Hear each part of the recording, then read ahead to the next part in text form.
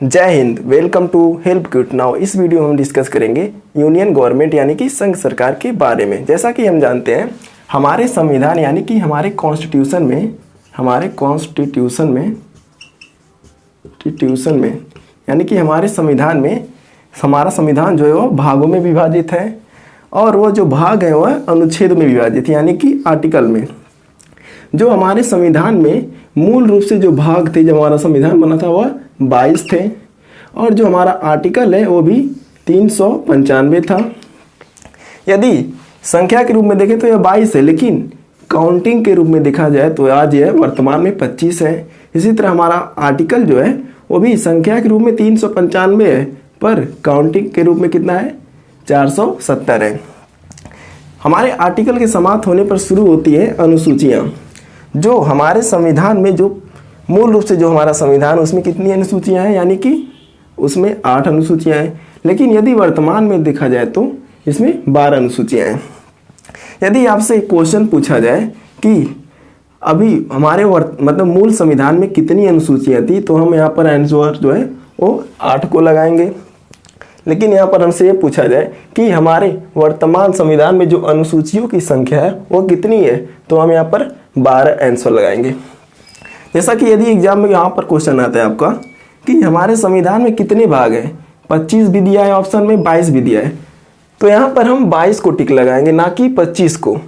और यहाँ पर इसी तरह 395 को टिक लगाएंगे, 470 को नहीं। इसे हम समझने के लिए एक उदाहरण लेते हैं। जैसे हमारे संविधान में 103वां संविधान संशोधन हुआ था 2019 में। भारतीय जनता पार्टी की सरकार ने 103वां संविधान संशोधन किया था, जिसमें आर्टिकल 15 में क्लॉज 6 जोड़ा गया था और आर्टिकल 16 में क्लॉज 6 जोड़ा गया था। इसमें एक आ गया था कि जो जनरल कास्ट के लोग हैं यानी कि जो सामान्य वर्ग के लोग हैं, उनमें जो आर्थिक रूप से जो कमजोर लोग हैं उनके लिए 10% रिजर्वेशन की बात की गई है। इसमें आर्टिकल 15 जो है, आर्टिकल 15 का 6 क्लॉज ये कहता है कि जो शैक्षणिक संस्थाएं होगी उसमें दाखिले के लिए इकोनॉमिक रूप से बैकवर्ड लोगों को यानी कि आर्थिक रूप से कमजोर लोगों को, सामान्य वर्ग में, उनको दाखिले में 10% का रिजर्वेशन दिया जाएगा। और आर्टिकल 16 का क्लॉज 6 जो कहता है उसमें जो नौकरियां होती हैं उसमें इकोनॉमिक वीकर सेक्शन को 10% आरक्षण दिया जाएगा। इसमें शैक्षणिक संस्थानों से संबंधित है या नौकरियों से संबंधित है।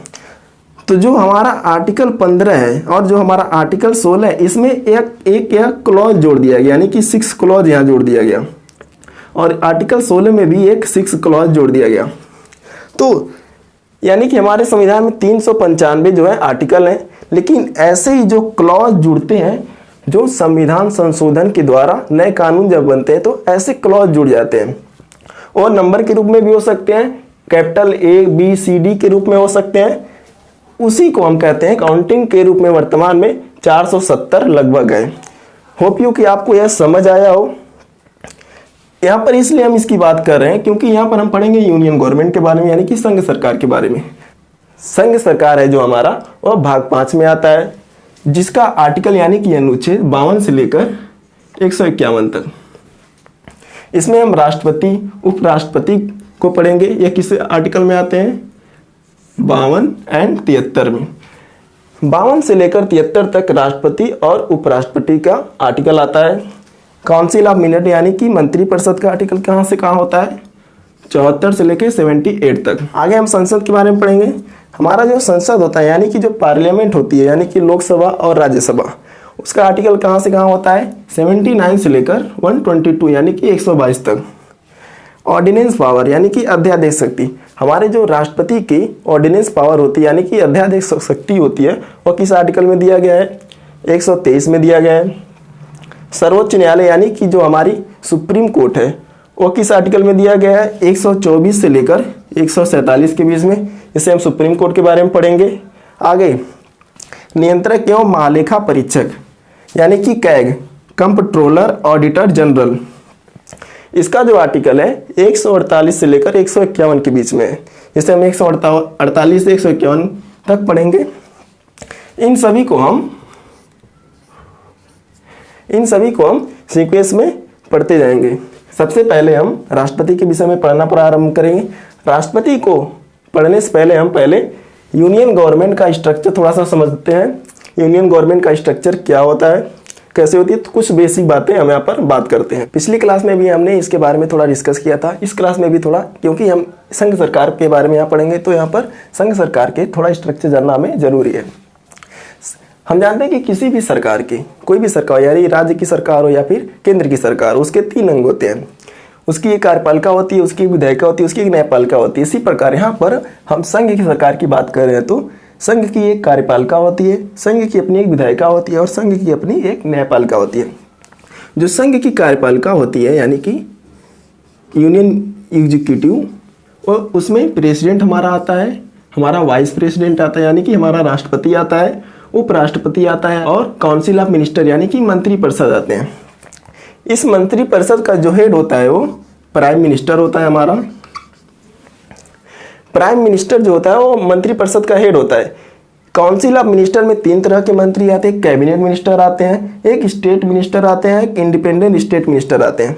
यहाँ पर जो स्टेट मिनिस्टर यानी कि जो राज्य मंत्री लिखा है, इसका मतलब ये कतई नहीं है कि ये राज्य के मंत्री हैं, ये केंद्र के ही मंत्री होते हैं और कैबिनेट मंत्री का जो है वो हेल्प करते हैं। इन्हें आगे और हम विस्तार से भी समझने की कोशिश करेंगे। जो संघ की विधायिका हमारी होती है यानी यूनियन लेजिस्लेटिव, इसे हम मानते हैं संसद को ही कहा जाता है। जो हमारी संसद होती है उसे हम संघ की विधायिका कहते हैं। संसद के 3 अंग होते हैं, एक हमारा उसमें राष्ट्रपति आता है, एक हमारा लोकसभा आता है, एक हमारा राज्यसभा आता है। इन तीनों अंगों के द्वारा संविधान संशोधन के द्वारा किसी नए कानून को बनाया जाता है। यदि सबसे पहले और किसी एक हाउस में कोई भी नया कानून बनना हो तो उसका एक बिल रखा जाएगा। वह बिल इन दोनों हाउस से पास होने के बाद वह राष्ट्रपति के पास जाता है। राष्ट्रपति जब उस पर सिग्नेचर कर देता है तो वह कानून बन जाता है यानी कि वह विधि बन जाती है। इसी तरह संघ की अपनी एक न्यायपालिका होती है यानी कि यूनियन जुडिशरी होती है। संघ की न्यायपालिका में क्या आती है, हमारा सुप्रीम कोर्ट आता है यानी कि सर्वोच्च न्यायालय। सुप्रीम कोर्ट का कार्य क्या होता है, हमारे मौलिक अधिकारों की रक्षा करना, यानी कि जो हमारे भी संविधान में जो मौलिक अधिकार दिए गए हैं व्यक्तियों को, उनकी रक्षा करना सुप्रीम कोर्ट का कार्य होता है। यदि विधायिका या न्याय कार्यपालिका यदि कोई ऐसा कार्य करती है जो मूल संविधान का, हमारे संविधान का उल्लंघन करता है तो उसको रिजेक्ट करने का काम करती है यानी कि उसे रोकने का काम करती है। और हमारे संविधान की व्याख्या करना कार्य होता है सुप्रीम कोर्ट का। पिछली क्लास में भी हमने इसे पढ़ा था। आगे हम बात करेंगे cabinet minister, state minister and independent state minister. इन्हें हम समझने की कोशिश करेंगे। काउंसिल ऑफ मिनिस्टर यानी कि मंत्रिपरिषद होता क्या है। इसमें 3 तरह के मंत्री आते हैं और इनके विषय में हम थोड़ा सा विस्तार समझने की कोशिश करेंगे। हालांकि जो मिनिस्टर होते हैं यानी कि जो काउंसिल ऑफ मिनिस्टर होते हैं वो किसी एक हाउस का मेंबर होना आवश्यक है, यानी कि लोकसभा या राज्यसभा। हमारे जैसे कि हमारे सदन में 2 हाउस है, एक लोकसभा है, एक राज्यसभा है। यदि कोई भी मेंबर जो सदस्य है, जो भी बहुमत दल की पार्टी होती है, उसकी सरकार बनती है, उसमें मंत्री बनाए जाते हैं कई प्रकार के, जिसमें एक कैबिनेट मंत्री आते हैं, स्टेट मंत्री आते हैं, इंडिपेंडेंट स्टेट मंत्री आते हैं। इन मंत्रियों को जो बनाया जाता है वो किसी एक हाउस का वो मेंबर होना चाहिए वो व्यक्ति, तभी वह किसी भी मिनिस्ट्री का वह मंत्री बन सकता है, अन्यथा वह किसी मिनिस्ट्री का मंत्री नहीं बन सकता है। यदि उसे किसी मिनिस्ट्री का मंत्री बनना है 6 महीने के अंदर किसी एक हाउस का यानी कि लोकसभा या राज्यसभा की सदस्यता लेना पड़ेगा। यदि वह सदस्यता नहीं लेता है तो उसका मंत्री पद जो है स्वतः ही निरस्त हो जाएगा 6 महीने के बाद। जो कैबिनेट मिनिस्टर होते हैं वो बड़े मंत्रालयों के हेड होते हैं, जैसे कि गृह मंत्रालय हमारा है, इसमें आएगा वित्त मंत्रालय आएगा, संचार मंत्रालय हो गया, रेलवे मंत्रालय हो गया एंड एग्रीकल्चर मिनिस्ट्री यानी कि कृषि मंत्रालय हो गया। इस तरह से जो मंत्रालय होते हैं उनके जो मिनिस्टर होते हैं उन्हीं को हम कहते हैं कैबिनेट मिनिस्टर। जैसे कि गृह मंत्रालय का जो मिनिस्टर हो कौन है इस समय प्रेजेंट में, अमित शाह जी हैं। एंड वित्त मंत्रालय के जो मिनिस्टर हो कौन है, निर्मला सीतारमण जी हैं। एंड संचार मंत्रालय के जो मंत्री हैं वह अश्विनी वैष्णव जी हैं। जो कैबिनेट मिनिस्टर होते हैं उनकी हेल्प करने के लिए स्टेट मिनिस्टर होते हैं। यहाँ पर हम देखें, यदि स्टेट मिनिस्टर लिखा है यानी कि राज्य मंत्री लिखा है, इसका मतलब यहाँ पर राज्य से नहीं है, यहाँ पर इसका मतलब है केंद्र में ही होते हैं। ये 3 प्रकार के मंत्री होते हैं केंद्र में। Cabinet minister, state minister, independent state minister. इसी तरह राज्य में भी 3 प्रकार के इस तरह के मंत्री होते हैं। जो स्टेट मिनिस्टर होते हैं वो कैबिनेट मिनिस्टर का हेल्प करने के लिए होते हैं। इसमें जैसे गृह मंत्रालय में अमित शाह जी मंत्री हैं और इस मंत्रालय के 3 स्टेट मिनिस्टर हैं। कौन कौन है? नित्यानंद राय यादव और अजय कुमार मिश्रा एंड निशित प्रमाणिक। जो नित्यानंद राय यादव जी हैं वह उजियरपुर लोकसभा क्षेत्र से सांसद हैं तथा जो अजय कुमार मिश्र हैं वो खीरी लोकसभा क्षेत्र के सांसद हैं और जो निशित प्रमाणिक हैं ये कुछ बिहार वेस्ट बंगाल के लोकसभा क्षेत्र से सांसद हैं। आगे इसी तरह देखिए वित्त मंत्रालय में जैसे निर्मला सीतारमण जी मिनिस्टर है कैबिनेट, और इसमें जो इस मंत्रालय के जो स्टेट मिनिस्टर यानी कि इस मंत्रालय का हेल्प करने के लिए जो स्टेट मिनिस्टर हैं वह पंकज चौधरी हैं और भागवत किसान राव कराड़ हैं। जो पंकज चौधरी है वो महाराजगंज, उत्तर प्रदेश के महाराजगंज लोकसभा क्षेत्र से सांसद हैं और भागवत किसान राव जो है वो राज्यसभा के एमपी है यानी कि राज्यसभा के सदस्य हैं। इसी प्रकार संचार मंत्रालय के मिनिस्टर, कैबिनेट मिनिस्टर कौन है? अश्विनी वैष्णव, और इनके जो स्टेट मिनिस्टर है हेल्प करने के लिए वो देव सिंह चौहान जो गुखेड़ा लोकसभा क्षेत्र गुजरात के सांसद हैं। जो यहाँ पर आप देख रहे होंगे गृह मंत्रालय में 3 प्रकार के स्टेट मिनिस्टर है और वित्त मंत्रालय में 2 प्रकार के मिनिस्टर है, मतलब 2 स्टेट मंत्री हैं, और संचार मंत्रालय में केवल 1 स्टेट मिनिस्टर है। यह सरकार पर निर्भर करेगा कि किस मंत्रालय में कितने स्टेट मिनिस्टर होने चाहिए, कितने नहीं होने चाहिए। सरकार चाहे तो इसमें एक भी स्टेट मिनिस्टर ना रखे और इसमें भी एक भी मिनिस्टर ना रखे और इसमें भी ना रखे। यह सरकार के ऊपर निर्भर करता है पूर्णतः कि सरकार किसमें मिनिस्टर रखना चाहती है, किसमें नहीं रखना चाहती है। स्टेट मिनिस्टर का जो भी कार्य होता है इन मंत्रालयों का सहयोग करना यानी कि हेल्प करना।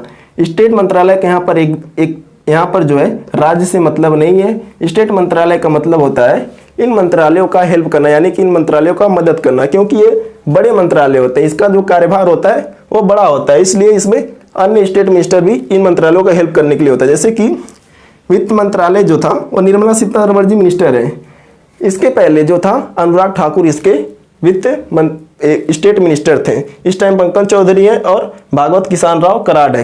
पहले 1 लोग थे, अब 2 लोग हैं। और सरकार पे निर्भर करता है कितने लोग रहेंगे, कितने लोग नहीं रहेंगे। इंडिपेंडेंट स्टेट मिनिस्टर जो है वो छोटे मंत्रालय इसमें आते हैं, जैसे कि पर्यावरण से संबंधित हो गया, खेलकूद से संबंधित हो गया, यानी कि इसमें छोटे मंत्रालय होते हैं। जो इसके मिनिस्टर होते हैं वह इनसे स्वतंत्र होकर कार्य करते हैं। इन मिनिस्ट्री से यानी कि ये जो बड़े मंत्रालय होते हैं इनसे यह स्वतंत्र होकर कार्य करते हैं, इसलिए इन्हें हम इंडिपेंडेंट स्टेट मिनिस्टर कहते हैं। एक काउंसिल ऑफ मिनिस्टर होते हैं यानी कि मंत्री परिषद जो होते हैं किसी भी मिनिस्ट्री का, यानी कि इन तीनों में से किसी भी मिनिस्ट्री का यानी कि मंत्री बनना है तो सबसे पहले वो किसी एक हाउस का यानी कि लोकसभा या राज्यसभा का मेंबर होना आवश्यक है। यदि वो किसी एक हाउस का मेंबर नहीं है तो वह मंत्री नहीं बन सकता है। यदि वह मंत्री बनाया जाता है तो 6 महीने के अंदर किसी एक हाउस का यानी कि लोकसभा या राज्यसभा का किसी एक हाउस का मतलब कि सदस्यता लेनी पड़ेगी उसे, तब उसका मंत्री पद जो है वह बना रहेगा। यदि वो किसी एक हाउस की मेंबरशिप नहीं लेता है तो स्वतः ही उसका जो पद है वह समाप्त हो जाएगा। आगे हम बात करेंगे राष्ट्रपति के बारे में। अब अपने टॉपिक पे हम चलते हैं, राष्ट्रपति पढ़ना यहाँ से हम शुरू करेंगे। आर्टिकल 52 जो है इसमें ये कहा गया है कि भारत का एक राष्ट्रपति होगा यानी कि एक प्रेसिडेंट होगा। जो हमारा राष्ट्रपति होता है यहाँ पर हम देखें तो हेड ऑफ नेशन होता है यानी कि हेड राष्ट्र का अध्यक्ष होता है, तथा हेड ऑफ स्टेट भी इसे कहा जाता है यानी कि राज्य का प्रमुख। यहाँ राज्य का मतलब यूपी, बिहार, झारखंड या छत्तीसगढ़ से नहीं है, यहाँ राज्य के मतलब एक देश से होता है। तो राष्ट्रपति जो है राष्ट्र का अध्यक्ष होता है और राज्य का प्रमुख होता है यानी कि हेड ऑफ स्टेट होता है। यदि हम संवैधानिक प्रावधान यानी कि कॉन्स्टिट्यूशनल प्रोविजन की बात करें तो आर्टिकल 52 ये कहता है कि भारत का एक राष्ट्रपति होगा। लेकिन आर्टिकल 53 में हम देखें तो आर्टिकल 53 यह कहता है कि संघ की जो कार्यपालिका शक्तियों के बारे में दिया गया आर्टिकल 53 में। आर्टिकल 53 में का क्लॉज 1 यानी कि क्लॉज 1 यह कहता है कि संघ की जो समस्त कार्यपालिका होंगी यानी कि जो सभी शक्तियाँ होंगी वह राष्ट्रपति में निहित होंगी। यानी कि संघ सरकार की जो है यूनियन गवर्नमेंट की हमारे समस्त कार्यपालिका शक्तियाँ जो है वह राष्ट्रपति में निहित होती है। लेकिन वास्तविक रूप से देखा जाए तो यह कार्यपालिका शक्तियाँ जो होती है वह मंत्रिपरिषद में होती है। मंत्रिपरिषद का हेड कौन होता है? हमारा प्राइम मिनिस्टर होता है यानी कि प्रधानमंत्री होता है हमारा। तो इसलिए हम कहते हैं राष्ट्रपति जो है वह औपचारिक व नाम मात्र राष्ट्र का अध्यक्ष होता है, यानी कि फॉर्मल एंड नॉमिनल हेड होता है। फॉर्मल इसलिए क्योंकि सभी कार्य जो है राष्ट्रपति के ही नाम से होते हैं। देश में वो भी कोई भी कार्यपालिका यदि कार्य होती है तो राष्ट्रपति के ही नाम से होती है। यदि नॉमिनल इसलिए हम कहते हैं क्योंकि निर्णय लेने की जो शक्ति है वो प्रधानमंत्री के पास होती है, यानी कि नाम मात्र अध्यक्ष इसलिए कहते हैं क्योंकि मंत्रिपरिषद का हेड कौन होता है? प्रधानमंत्री होता है। वास्तविक रूप से देखा जाए तो कार्यपालिका शक्ति मंत्रिपरिषद में होती है। इसलिए हम कहते हैं कि नाम मात्र का अध्यक्ष जो होता है हमारा राष्ट्रपति नाम मात्र का अध्यक्ष होता है, क्योंकि निर्णय लेने की जो शक्ति होती है वो प्रधानमंत्री के पास होती है। कोई भी कार्य करना हो तो निर्णय जो लेने की शक्ति होती है वो प्रधानमंत्री के पास हमारे होती है। जैसे हमारे इस टाइम प्रधानमंत्री नरेंद्र मोदी जी हैं। आगे हम बात करेंगे आर्टिकल 53 का क्लॉज 2, जिसमें से रक्षा से संबंधित शक्तियों के विषय में बात की गई है कि आर्टिकल 53 का क्लॉज 2 ये कहता है रक्षा की जो समस्त शक्तियां होती है वह राष्ट्रपति में निहित होंगी, यानी कि रक्षा की जो भी शक्तियां होंगी वह राष्ट्रपति के पास होंगी। राष्ट्रपति जो है युद्ध की घोषणा का अधिकार किसके पास होगा? राष्ट्रपति के पास होगा। हालांकि ये सरकार के सलाह पर होता है, यानी कि सरकार के सलाह पर, यानी कि जो युद्ध की घोषणा का अधिकार होता है वो सरकार की सलाह पर होता है। सेना के अध्यक्षों की नियुक्ति यानी कि अपॉइंटमेंट एंड हटाने यानी कि अपॉइंटमेंट एंड रिमूवल का अधिकार किसके पास होगा? वह राष्ट्रपति के पास होगा। राष्ट्रपति जो है वह तीनों सेनाओं का प्रधान सेनापति होता है, यानी कि प्रधान सेनापति, यानी कि हम कह सकते हैं कि supreme commander,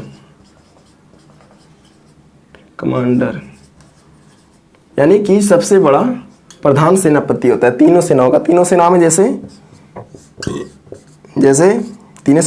Indian navy, Indian army, Indian air force,